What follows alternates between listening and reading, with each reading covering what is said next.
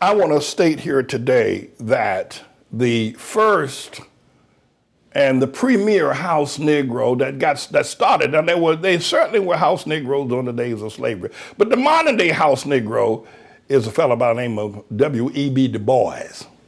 Went to Harvard, got a PhD. And he is the tradition. He is the tradition. He is the father of modern day house Negroes. But can I share one other thing with you?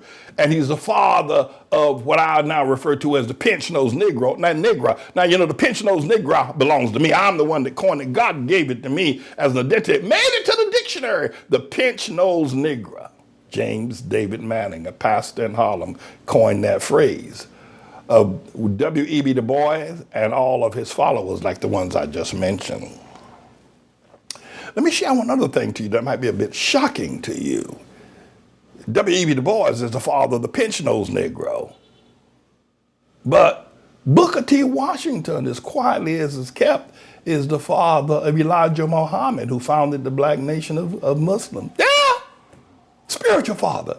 W.E.B. Du Bois, Booker T. Washington, pardon me, Booker T. Washington is the father, spiritual father of Elijah Muhammad, who was born Elijah Poole down in Augusta, Georgia. Booker T. Washington is the father of Malcolm X, the spiritual father of Malcolm X, self-reliance, independent, family man, taking care of your family, being responsible, getting off drugs, stop running the streets. Malcolm X, his spiritual father is not Elijah Muhammad, but Booker T. Washington. Booker T. Washington is the spiritual father of Marcus Garvey.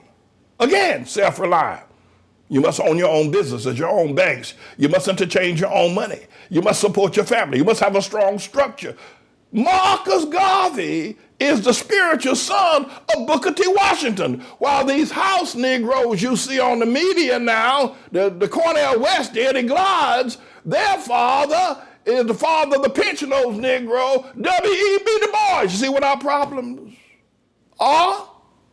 But can I tell you about the house Negroes who comment on all these stations, whether it be Fox or CNN? All these house Negroes, and what they have done spiritually over the years, have killed, have disillusioned, have driven to drugs and insanity and homelessness. They have their house Negro agenda has been, for instance, take a person like Van Jones. I believe he's married to a white woman. I don't know for sure. Les Gunderson, I don't know what he's a male. He calls himself now a woman married to another man. I don't know where he lives, whether it's in California. Or Eddie Glaude, who is the Princeton black professor's theologian, said several years ago, somebody rose up and said, the white man didn't record our history. So then all the universities, Harvard, Princeton, Yale, and Columbia, and all these other, said, well, let's get some black folk in and set up a chair. That's a study to educate on African and black and Negro history and all that. So Eddie Glaude works for Princeton. And he's one of the commentators. And Cornel West, right, of Harvard. But these are just house Negroes. Oh, they're well insulated. They're all making above $250,000 a year. They all live in white exclusive neighborhoods. They all have white wives or white children. They all do. They all have white dogs. If they're going to get a poodle, it's going to be a white one, not a black one. All of these house Negroes, all of them. And they come in, and the media feels comfortable with them. They don't want to bring any stomp down brothers inside.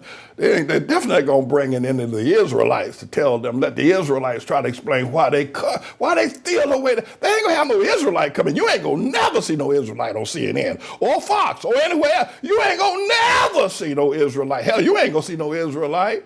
With Charlemagne the God. He ain't going, because he don't know what, we can't control them. We can control the house Negro. We know he's going to talk nice. Hell, he's going to sound almost like us. He's going to he'll never bust a verb.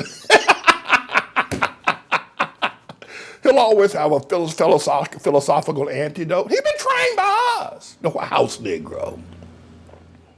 He sounds just like us, but he's blackface. And it'll keep our audience of white privileged people, they'll breathe a breath of relief when they hear Liz Gunderson, or they hear Van Jones, or they hear Eddie Glod, or any of them. There are a whole bunch of them. Too many names to call. I think they had CNN or MSNBC, I can't be sure which, had Kareem Abdul-Jabbar. Now, you know that boy got railed out of sports because he decided to take a Muslim name. He didn't get the same kind of notoriety that Muhammad Ali got, but you know, they had him on, and he was talking soft and sweet. Kareem, I said, oh Lord, they done converted him too. I don't think he's a house Negro yet.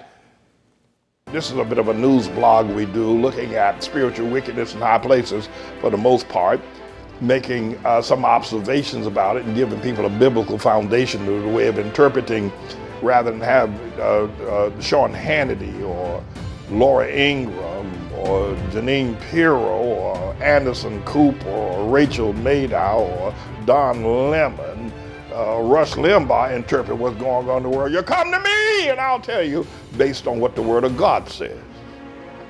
They'll just give you their worldly, sinful view. But the Manning Report will tell you what God has said, whether to say yea or nay, whether to go or to stay. You'll be led by the word of Almighty God. Come to the Manning Report on a daily basis to interpret the spiritual wickedness in high places, because there's plenty of it that's going on. And so I am he. I'm the Lord's servant, James David Righteous Rebel Manning, and I'm here to serve you with news and information.